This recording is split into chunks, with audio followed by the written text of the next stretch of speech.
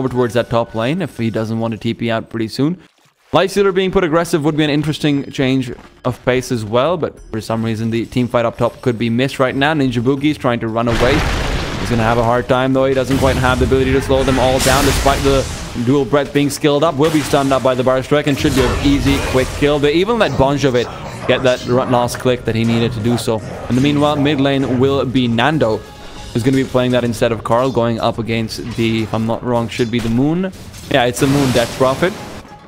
But from the sideline will be coming Disruptor. He could actually catch out Moon, going for the body blocks. Has got a double damage rune as well. Is just waiting for Kimo or Lumic to be able to close out the distance. Lumic, does he have the avalanche? Looks like he does. One more right click from each support should do the trick, and indeed, that's Moon going down. He overextends, going up the high ground, trying to go out from the ancient side rather than just retreating back into his lane. Getting very greedy for the sake of applying pressure, and he is punished for that. Jungle yet again, while we might be seeing a bit of an engagement coming through with the Nagasarn going on towards the Sand King. I can't actually go onto him, please. Russian casters, not the best observers, unfortunately, or so it seems like. Sand King gets away with a sliver of his HP, courtesy of a well-timed Sandstorm, but he actually ends up going down regardless. Ninja Boogie gets the kill on him with the Liquid Fire, being able to finish him off. Regeneration! When he uses Bar Strike, this could be interesting, but even more interesting is the bot lane where Mineski is being gone on. Ice needs to be careful. He's keeping away. Do they have the glimpse? They already used it.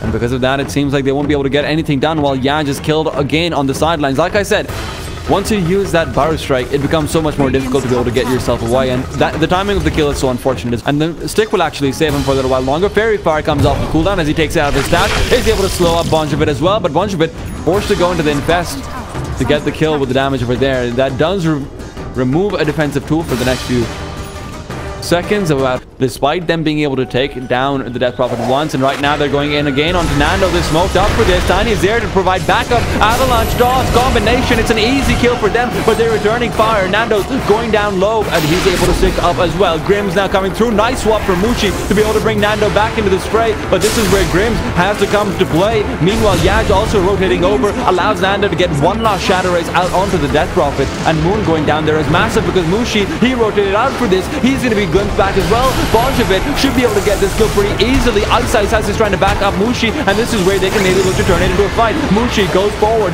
throws out the wave of terror, but without the stun, there's no chance of a turnaround. Ice keeps his carry alive, if nothing else. A gift from the goddess.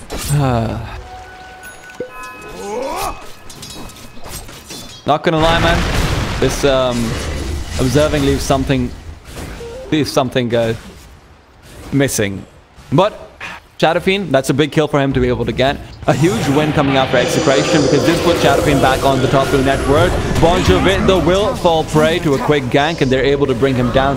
Moon to deal the finishing blow while Ice continues forward. He does, of course, have his Radiant's bottom tower. Him down by isolation.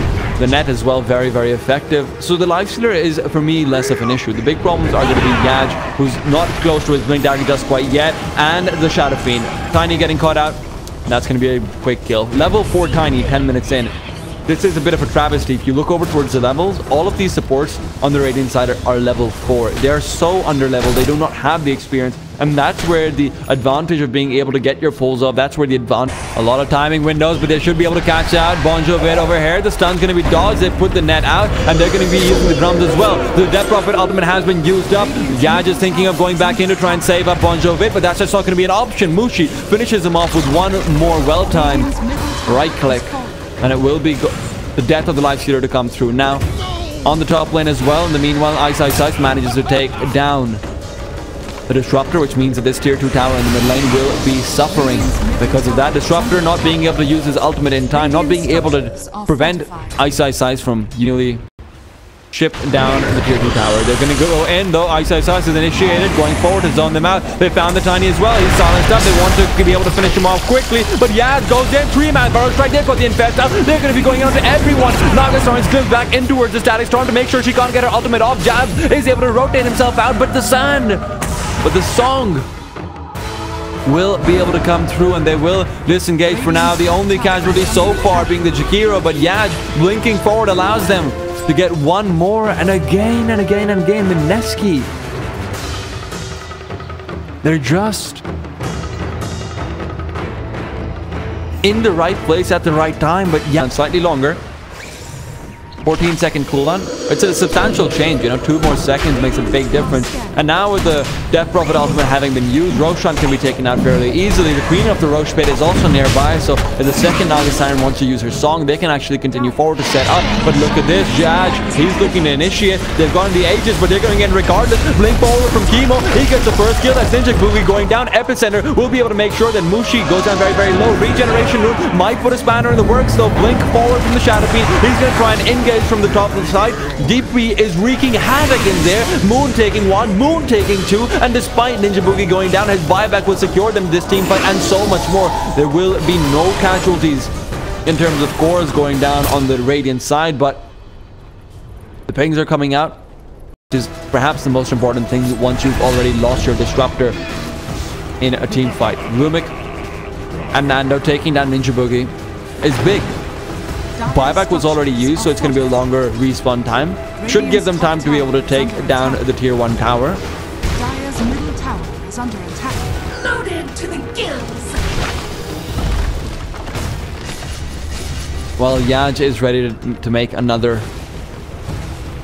very quick entrance on towards the Mineski's team. Playing forward, Ice is trying to initiate. Great silence on the 2 players, but Static Storm comes out on the other side. Mushi's still fighting hard, and he's going to be fighting not for very long, though. Forced to back off, and now is hoping to get a quick swap out. The Disruptor should be taking a fall right now, but the man underneath heavy fire will be the Shadow Fiend. If they can actually catch him out, the Storm Spirit Panda is going to be going forward, almost getting out. The Cyclone was in the middle of the animation of being able to do so, but in the end it's still a 1-for-1 trade-off. Naga Siren for the Disruptor. Tier 1 tower also takes a fall, and in the meanwhile Jakiro structures are fortified.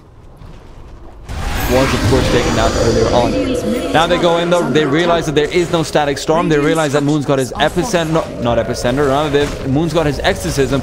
And with the Naga Siren now making her way over as well, the Song of the Siren will be ready for this fight. Shadow Fiend needs to go in, and indeed he is. Requiem, BKB, he's going in. Moon's going to be slowed down as well by the Requiem of Souls. And now Ice without his Primal Split can't quite initiate. Mushi's Aegis has been expended, but that's a re-initiation coming through. Lifestealer's got to be so careful. 4-stop away will save him temporarily.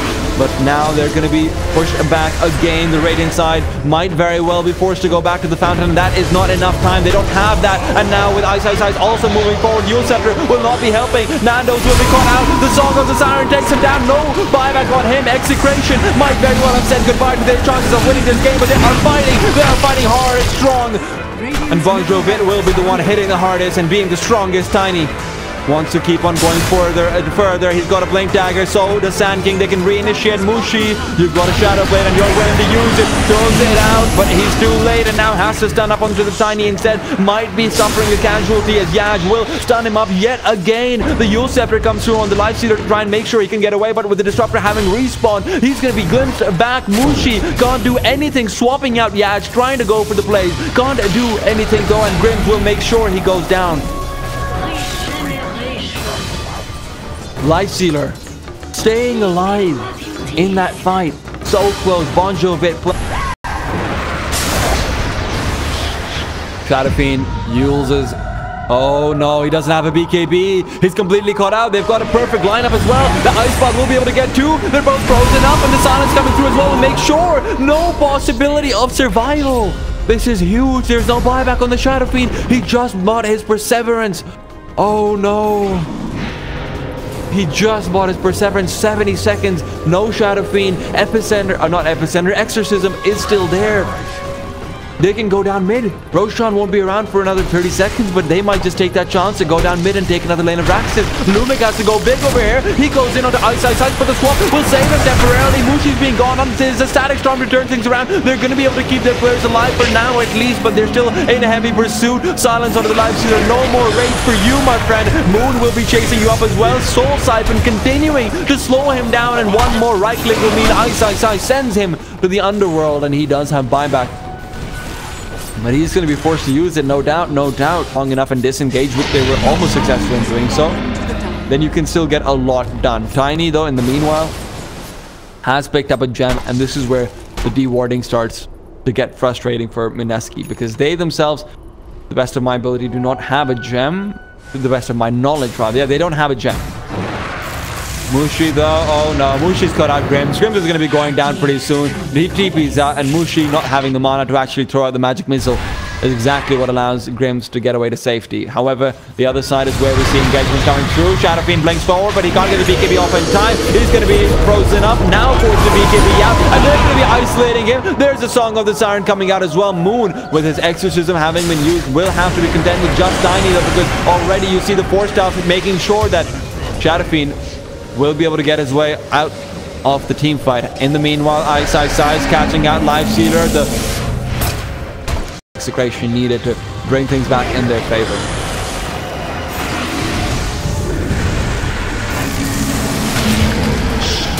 In the meanwhile, Sand King will take a fall. Mushi will be stunned up, but Force stopping forward, and he will catch out the Tiny. Tiny will be taken down pretty soon. The Shadow Amulet will not be enough to save him, as Ninja Boogie finishes it off. No buyback on him. There is buyback on the Sand King, but how useful is that even going to be?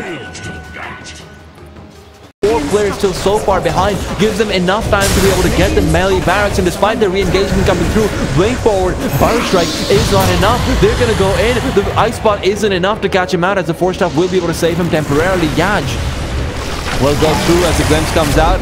DP will be glimpsed back, but she gets her BKB off, she gets her cheese off, and they're going to be able to engage soon enough. Epicenter, Burrow Strike on the tree, bottom of it, going in, Wilkins up, will be able to fight things out, but the Ice Spot and everything else, the CC is too much, and he will take a fall despite the rage, despite everything coming out from him. These Raxes will be going down, and with the buybacks being expended, now they're going in again. Silence on to the Sand King, he's been used up as well. They're still fighting up, the Ice Spot catching out too, still rage on the Life Sealer means that he has to back off. The net will keep him in place, while Shadow Fiend as well on the sidelines trying to get a Requiem off, but throughout that fight he just isn't able to get the job done, and GG is called. They realize it's over. Execration tap out, and Mineski offer a hard and